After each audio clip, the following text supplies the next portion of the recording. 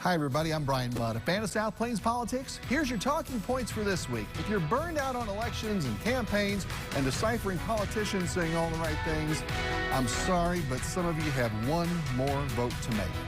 And a vote in Congress you may have missed because of the election shenanigans signed into law to help our West Texas rural hospitals when they need help the most.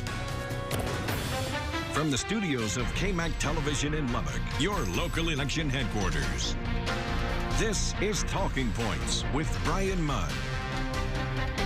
Thanks for joining us, everybody. Also this week, the gut punch. The Texas economy is doing reasonably well compared to many other states, but that doesn't mean things are perfect in the pandemic. Many small businesses have not survived. The oil and gas, hotel and restaurant, and tourism industries are really having problems, and sales tax revenues are down, so state lawmakers don't have as much money to throw at the problems. So Governor Greg Abbott's meeting this week about economic priorities for the legislative session had a lot to do with protecting and growing business that is doing well, and KAMC's Wes Rappaport takes a look. Definitely, it's been different. At the Polka Dot Alley boutique in Lubbock, store manager Kim Halstead spends a lot of time thinking about protecting her customers. Keep everyone safe while still being able to get out and shop and do the things that they need to do. It's businesses like this that Governor Greg Abbott says he wants to protect. I'm working with the legislature on a bill that provides civil liability protections for both individuals and businesses that operated in good faith during the course of the pandemic. Abbott also said he wants to continue building a strong workforce, and he's asking the legislature to streamline project permits. Compared to other segments of the economy, construction has been well off during this pandemic. However, that doesn't mean that we haven't encountered our roadblocks and difficulties. The Texas Construction Association wants to make sure the subcontractors get a seat at the table. If we don't have enough subcontractors, plumbers, electricians, mechanical skilled tradespersons, if we don't have enough of those type of people, then we can't build the buildings for the new businesses that are coming here. Abbott also promised to keep tapping into the state's enterprise fund, which is used to lure businesses to Texas with grant money. We will build a more prosperous future for all Texans. In Austin, Wes Rappaport, KAMC News. And Wes, when we talk Lubbock business, we have to bring in Eddie McBride, who's the CEO of the Lubbock Chamber of Commerce. It is good to see you again, my friend. You doing okay? Doing great, Bryan. Thank you. It's a treat to be able to do this with you. Thank you. For folks who may not know, part of your promotion of Lubbock business involves meeting with legislative entities at all levels. Explain kind of what the Chamber does in that regard. Bryan, we have obviously access to both our friends at the federal capitol in D.C., the state capitol in Austin, as well as downtown here at City Hall. So what we do is we bubble up items from our general membership. We take it through our executive committee.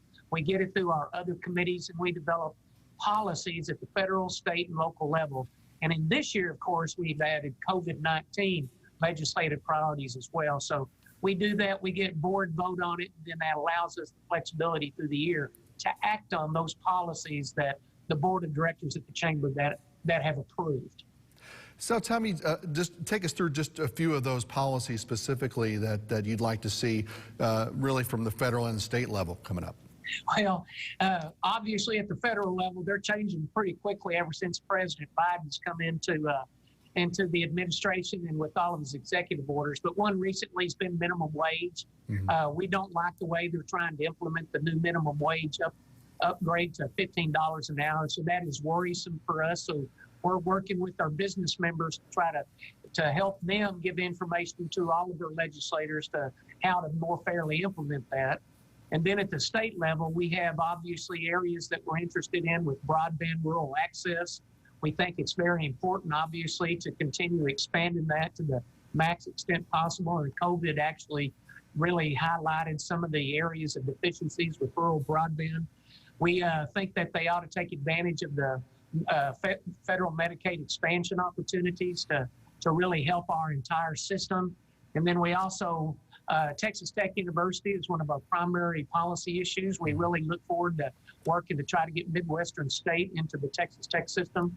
And then we're also doing some K through 12 education issues as far as the impact on COVID and what they're doing with their STAR testing and their A through F ratings. We've already weighed in on a lot of those issues, so it's really doing what we can to advocate on behalf of business in Lubbock. Sure. I want to talk a little bit more about that minimum wage setup specifically we've heard about in the last little bit, up to $15 an hour. It would happen over time, and for some folks, I'm sure that sounds great, but there are some potential ramifications to this from a larger business perspective, right? Yes, sir. Even what the House bill at D.C. says that they start now and then they're up to $15 an hour by 2025, and that's still too fast in our opinion.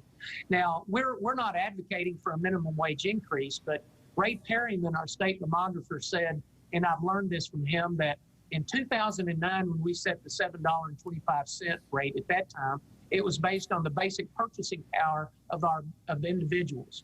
Now it's about $8.75 an hour purchasing power, so I think we ought to take that as a benchmark. We don't necessarily need to jump it all the way to $15 at once, but we need to figure out a way to obviously calibrate it and do it every so often instead of every 12 years. So we hope that they take a better approach to how they're going to calculate this increase. You mentioned Medicaid expansion, and it's been fought in Texas, especially at the state level, for quite some time. Is this the year that finally happens with everything going on with COVID?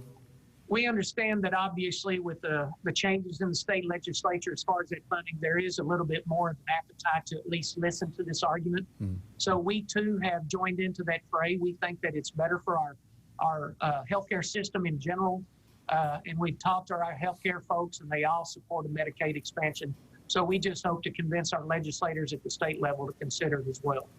You know, the process of signing up for the Paycheck Protection Program was difficult for a lot of folks when that first started. It was new for everybody. A new round of loans been going out now. Has that improved for business owners? Are they taking advantage of things the way they should? We heard that there was quite an appetite for it, but I'll be very honest with you, Brian, I'm going to have to get with the banks because since they opened it last week, I haven't really heard of a lot of people. I'm sure the banks have been deluged, but the first time around, we heard it very often or early and often. And I'm sorry, I haven't heard it as much.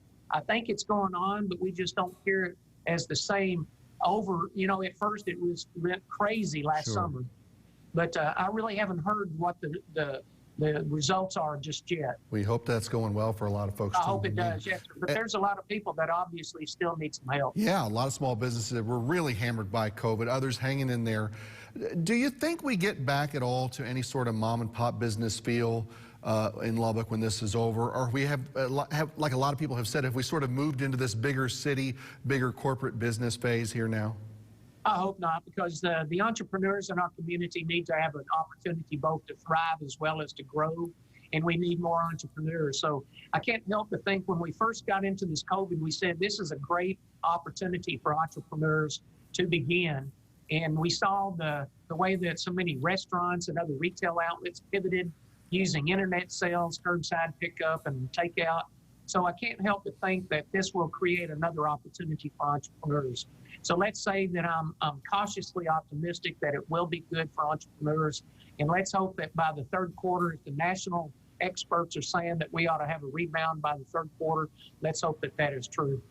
And let's hope the government helps us all instead of hurts us with any of their political back and forth here. And, you know, Eddie McBride and the gang will be out there swinging for us. We certainly appreciate your help and your let us know how things stand. We'll talk to you soon. Brian, thank you very much, and best of luck to you, sir.